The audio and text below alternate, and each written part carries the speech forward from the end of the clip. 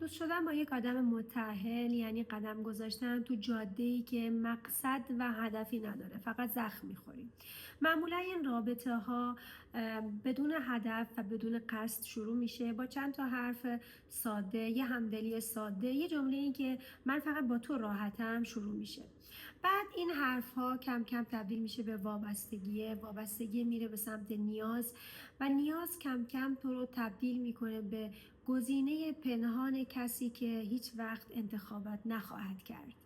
این رابطه ها قهرمان نداره و همیشه دو سرباخته و هیچ کس برنده نمیشه. فقط یکی میره به سمت عذاب وجدان و یک نفر دیگه میره به سمت حس بی‌ارزشی و در نهایت این جمله که ای کاش از اول وارد این رابطه نشده بودم. واقعیت اینه آدم متأهل اگر تنها باشه مسئولیت تنهاییش به عهده تو نیست.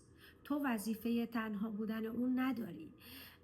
نذار دلت به اسم درک کردن، به اسم عشق وارد رابطه‌ای بشه که در نهایت متوجه بشی که این از اول اشتباه بوده و اون سقفی که ساختی یک سقف اشتباه بوده و مال کسی دیگه است. در اصل تو نمیتونی عشق رو از دل یه رابطه‌ای که خیانت هست بیرون بکشی. عشق واقعی از دل یه خیانت بیرون نمیاد. آدم متأهل دنبال عشق نیست، دنبال پناهه. آدمی که توی رابطه چند سالش تعهدی نداره و تعهدش رو میشکنه مطمئن باش یک روز تو رو هم رها خواهد کرد و بزرگترین اتفاقی که توی این رابطه ها میفته از دست دادن احترام خودت، عزت نفس و در نهایت اضطراب و افسردگی